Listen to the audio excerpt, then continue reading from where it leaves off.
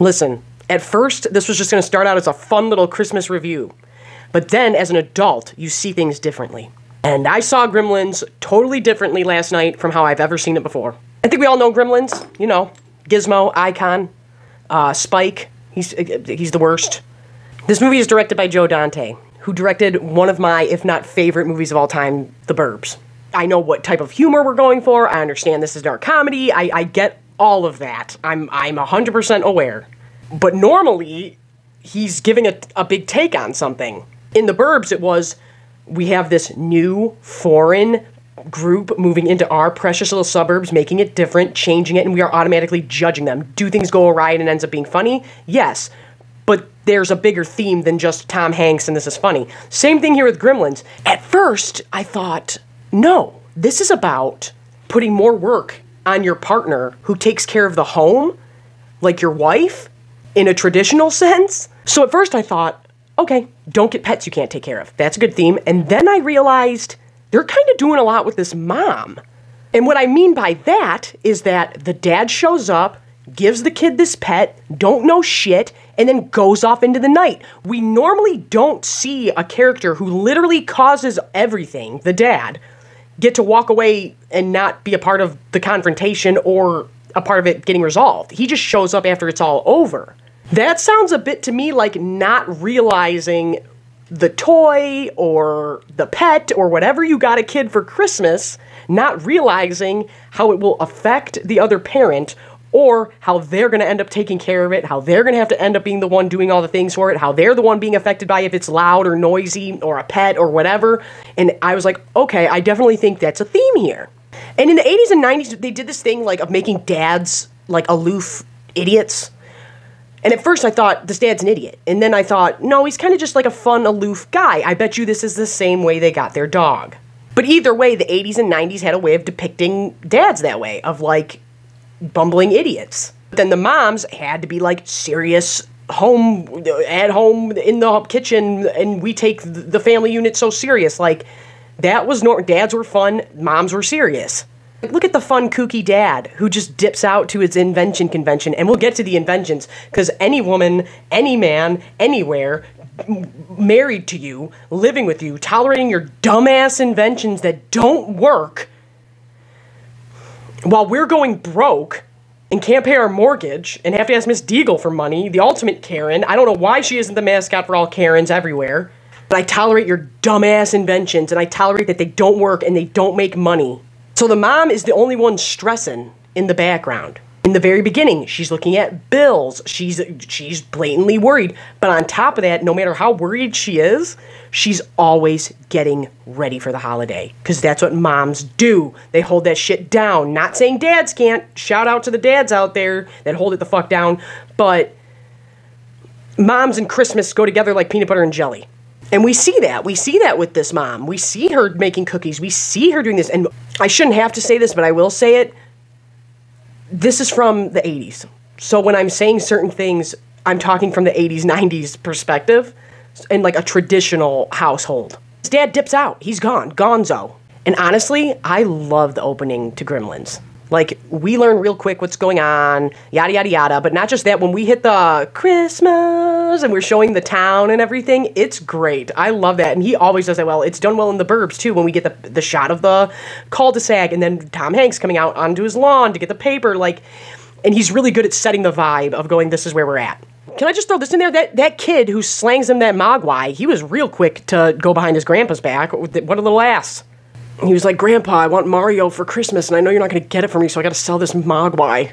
And that's a message, too. The whole message he sasays at the end when he comes to pick Gizmo up and he comes to pick up Gizmo and says, once you understand, you'll be able to hear him. Once you get past this and you can truly learn to understand nature and respect nature, then you'll get it. That's a whole other message going on. But let me hit you guys with this. The scene where Billy and, God, what's her name? Katie? Whatever, and the girlfriend are talking, and she brings up the suicide rates at the holidays. I always thought, like, the funny, dry humor joke there was like, I hate the holidays. We don't fully know why yet, but we just want to add something to the reasons why we don't like it, even though it's not really affecting us. And by us, I mean her personally. But we do also see her character being very nurturing to everybody around her. So this would bother her. So it makes sense for the character. But I realized this. Throughout Gremlins, they're playing movies on TV, and Billy's really into movies, and yada, yada, yada. Okay, well, what movies do they play? And how do they correlate to what's going on in Gremlins? And I think they're playing Invasion of the Body Snatchers at one point, the pods, and then we cut over and we see the Gremlin pods have turned and look all gross. The big one the mom's watching, It's a Wonderful Life. If you've seen It's a Wonderful Life, you know that it's about George is about to off himself. George Bailey's about to off himself. Over what? Not having money. When do we see Billy's mom crying and being upset? After we see her sneakily looking at the bills without Billy noticing. Then she's getting ready, cooking, and watching It's a Wonderful Life. She starts to cry. Billy says, "Why are you upset?" She just goes, "Sad movie." And then it dawned on me, when a few scenes later, we get hit with the, some people are opening up their wrists like gifts on Christmas morning instead. The whole joke there is that Billy is Mr. Christmas. I love Christmas. I love the holidays. They don't make you happy. They don't make you happy. And doesn't realize someone in his own home, his own mom, is that depressed and miserable. That's the joke. That's the joke. And I could be totally wrong, but I don't think I am. I'd like to give a shout out to my friend Brad, because none of these thoughts started coming to me until after he texted me. We were texting about Gremlins, both watching it. And then he said, this mom could have taken out all these Gremlins on her own. She just killed 3 in under a minute, brutally. And that's facts. The only one that gets away is Stripe. But she murks the other 3. And where does she murk them at? The kitchen. The heart of the home, where you would stereotypically say a woman should be at, where she's most comfortable, where we've seen her the most throughout this movie. She murks them mostly in the kitchen. When she leaves the kitchen and is out in the living room is when Billy has to save her. Not only that, what's the mixing bowl thing that she kills it with in the kitchen? Oh, it's one of her husband's stupid inventions. All of that anger that she is taking out on those Gremlins is not about the Gremlins. It's about the situation she's in with her husband and her son, and having that all built up and taking it out on them with the stupid inventions that are making us no money that I'm pissed off at. That's what I'm really pissed off at, not the actual Gremlins. Yeah, I have to fight those, but all that anger she's taking out on those Gremlins is not towards the Gremlins. That's towards her situation going on at home. All of the anger she takes out on them is coming from the situation going on at home. And then, like I said, it makes the joke make more sense. It all makes more sense. And don't get mad at me. I'm just telling you what my movie eyes see. And what I see is feminine rage and this mom freaking out. Then again, I could be totally wrong. Maybe I'm totally wrong in all of this. Maybe I'm totally wrong in thinking all of these things, but I was just like, huh. And then, like I was saying, after my friend texted me that, I'm like, she really does hold it down. The dad's not even there. He kind of just throws this problem on them and then calls it a day. So that's when I started down one path. And then I'm like, hold up. George Bailey, hold up. She brings this up, hold up. They're bringing up opening your wrists like gifts on Christmas Day. Like, there's no way. And then I'm like, oh my God. The way the movies Billy is watching, because that's mainly what I was going in, I typed in to see, like, what movies is Billy watching in Gremlins. And then I was like, wait, the mom's watching TV. I was like, she's watching It's a Wonderful Life, though. And then I just thought, well, she's watching Christmas movies while he's watching horror films. And it just gives us a take on the character. And then I realized, like, no, the movies that Billy watches directly correlate with the scenes. So why wouldn't It's a Wonderful Life? Some other themes I think are going on in Gremlins and may not have known it, and I'm not going to Google search it. So I'm just going to say it and wonder if anybody else has ever noticed this. Go back and watch it. Tell me that the vibe isn't there, and tell me that it doesn't make the jokes and stuff like that make more sense. Then it does make sense, having Billy like, oh my gosh, I love it. I love the holidays so much. Meanwhile, that also is really how depression and things like that work. You might not know somebody's suffering. Underneath laughing, ha ha ha, dry humor is a serious message there, which Joe Dante likes to do, but then again, I could be totally wrong. Who trusts their high school? I mean, I'm not trying to nitpick Gremlins to death. I love it. We all love it. What science teacher in a high school, what were they being funded back then that you have testing kits for undocumented species? I think HBO, you had this on your kids section. I don't know if that's smart. Like I said, I watched this my entire life, and I remember being real little, and this is scary. Even these, like, fully lit scenes in the kitchen and stuff are scary. Gremlins are creepy creatures. So we get Gizmo. Corey Feldman hits him with water. That's definitely a theme here of, oh wow, new pet, we love it, and then we're done paying attention to it. When Corey Feldman shows up and delivers their Christmas tree, but at first Corey Feldman is like, this is awesome, this is so cool, this is the coolest thing, and then hits him with water, and that is one of the saddest scenes when Gizmo's back starts bubbling. Oh my god, it's so sad and gross. But immediately, Corey Feldman is sitting around reading comics, putting on glasses, and Billy's like, oh, aren't you going to look at how it just multiplied by having water dropped on it? And he's like, yeah, no, big whoop, cool. Calls it a day. He's done. He's already been entertained by it. Or look at how the novelty wears off. Maybe harming creatures isn't, like, the cool thing to do just so you can say you have it. And that gets multiplied on when the dad is finally in a scene before his convention and says, what if we had one in every house? What if the Peltzer pet, that's their last name in this, can replace the dog? And then he's talking about slanging mogwais, like that's totally fine, and that's not fine. Gizmo is not like the rest of them. The rest of them are following this one with a stripe on his head, and the rest of them are acting like dicks. They tie the dog up with lights and dangle it off a roof. That was sad. Felt bad for Barney. We established earlier in the film that Billy is a dummy who keeps taking his dog to work, and we don't know why. Just like because he wants to, which cool, but I don't think it's the hill to die on. We meet Mrs. Deagle, the ultimate Karen ever in anything.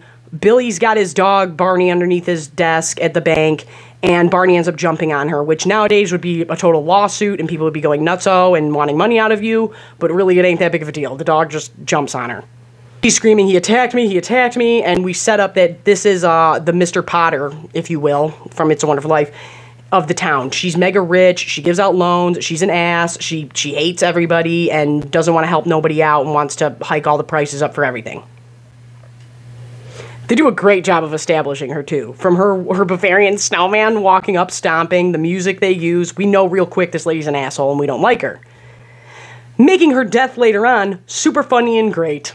Even the mom brings up how maybe Mrs. Deagle will be cool with us. Maybe she won't be so hard on us as long as she brings that up. And so I'm like, okay, George Bailey, okay, It's a Wonderful Life, adding to my theory. After Barney gets dangled off the roof, after his situation with Mrs. Deagle, they decide Dad and the dog both got to get out of this house. I think it's a good way to establish, like, before the Gremlins are, like, gremlin looking, that they're, like, mischievous and they're getting up to bad stuff, but they're not, like, killing Barney. They're just dangling him off the roof. Like, it's mischievous little things that they're doing at first. And then once they change, they're still doing that, but the volume gets turned up to 11. Dangling Barney off the roof, then it gives us a reason, on top of being around Miss Deagle, she talks about straight murdering this dog for a long time in horrible ways, and it's terrible. But we get Barney out of the city, we get the dad out of the city, they're both not in the situation once it goes down. Billy goes to his super high-tech old teacher in high school, where I'm like, if I showed up in my high school with an undocumented species, and they just were like, we're gonna run some tests on it, I'd be like, are ya? You have that here? I was just here to ask you what I should do. Especially if something multiplied with water. A scientist would go, holy shit. He's got I love this syringe sticking out of his ass. We see that, and it might be obvious and blatant and going like there's a giant syringe in this man's ass, but it tells us exactly what's going on. These things have changed. These things are loose. They're going all around the town. Mom gets all of them with her female rage, except for Stripe. Stripe goes right for the YMCA, jumps in the water. Everything's multiplying now. I still think the way they trick Billy, it wouldn't work now because we have phones. But even now, I could see someone going, if you were going to redo Gremlins in today, I could see someone going like, oh, my phone's dead. I thought I plugged it in. And then going like, oh, what does the clock say? Then going from there. But I always thought the way they trick Billy is so simple and creepy. I love it. They just chew through the cord before midnight. And so he looks at his clock and he's like, oh, it's before midnight. It's cool. And if you notice, he gives Gizmo the option. He's like, do you want to eat? And Gizmo's like, no. And there ain't no mom in the world letting you keep those nasty-ass eggs in your room. She would be going, get those the hell out of my house. I don't care where they came from. Get them the hell out. Christmas week, you guys are all doing this to this mom, this poor woman. But then we get our big chase around the town. Billy, Phoebe Cates, they're running around together. I love that the drunk war veteran actually knows they're real and believes in them. But, I mean, there's definitely some racial undertones going on there.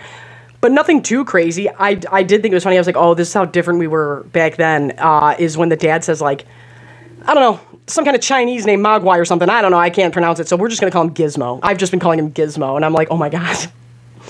Can't pronounce your name, so we're just going to give you a new one. Let me just say this really quick. I think we all know the Gremlins theme, but the music outside of that in this, on top of the theme, is so good and excellently done. And no matter which part of the movie it's at, the music really helps us get the vibe across, and this does it perfectly. Oh my god, do you guys remember back when, like, Disney or Universal, whoever, wouldn't go nutso if you, like, referenced them or, like, put a clip of their movie in? Like, I watching this back, the most shocking part to me is going, wow, Disney let you use Snow White and the Seven Dwarfs with your little bad guys that have been terrorizing the town in the same scene? That would never happen today. And it's great. Them watching Snow White is great. And kids, I mean, stop going to the cops every time crazy things happen in a movie. Killer Clowns from Outer Space, Gremlins. Why do you guys go to the cops like they're even going to listen to you? Everything's getting worse and worse and worse. We see the way these gremlins are affecting everybody. The kill for Mrs. Deagle is awesome. Billy and Phoebe Cates notice that all these gremlins are accumulating in the theater watching Snow White and the Seven Dwarfs, and they come up with a plan to blow it up.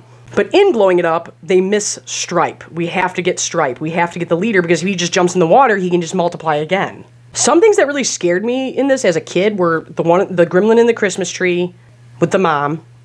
The gremlins attacking the guy dressed up like Santa. For some reason, that looks really brutal, or I just have bad childhood feelings connected to that. I think we get a couple E.T. references in this. We get phone home, or no phone, like they make a joke on it when he pulls out the phone cord, but also when he's hiding in the stuffed animals. And that part when he goes back into them is so creepy. Like they do a good job of showing these creatures and going, they could be anywhere, and you just don't see them.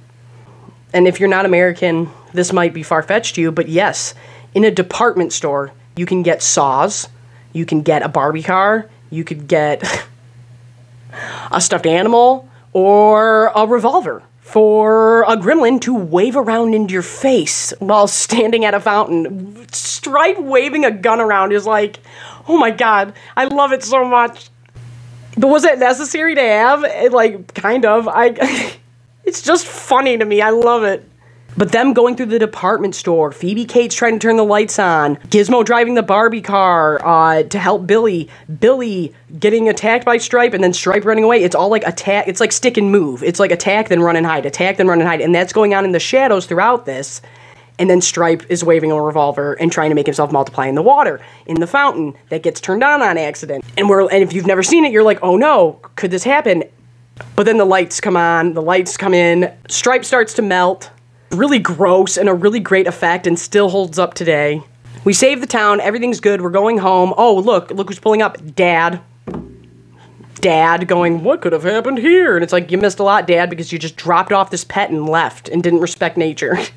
So we got Dad, we got Mom, we got Barney, we got Billy, we're all back at home with Gizmo. And then the owner of the shop shows up, all creepy in their living room, not giving a shit, walking right in. And he's like, nope. My nephew or my grandson who was slanging these mogwais in that alley was in the wrong. I want him back. Let me have him. You guys don't understand what you have. He takes Gizmo. He goes to walk away, and then he leans down, and this character acts as if he understands every word Gizmo says. He means when he says, like, once you respect it and understand, you'll be able to understand him. But that's what he turns around and says, and it's so sweet when he turns around and says he wants to say goodbye to you. And Billy understands Gizmo, and he says, bye, Billy. And it's so cute, and it's so sweet, but then doesn't understand anything else he's saying. And that's, like I've been saying, there's a huge message of that. Of, like, don't go against nature. Don't go and adopt things you don't understand. Don't go running around treating things that you don't understand with no respect. Like, that's a big theme here. But I definitely think those things with the mom are going on. I definitely think that. And I never really noticed it before. And I wouldn't have if my friend Brad wouldn't have texted me and said, this mom literally just took out 3 in under a minute. They should have just let her handle it. And then I was like, oh, yeah. I was like, and that mom's putting in a lot of work. And I was like, that dad's kind of a jackass. And then I was like, oh. Tell me if you think any of my takes are wrong, or if they sound completely, like, could be totally wrong. Or do you think they have validity? Or is there stuff that I haven't looked up that's right there on the internet, and I'm going to look stupid for putting this video out? Either way, I'm happy with MotorCityNerds. I'm on OF, I'm on TikTok, I'm on all the things down below. Oh, and if there was no force powers involved, I think Gizmo would beat the shit out of Grogu. For sure. Who do you think would win in a fist fight?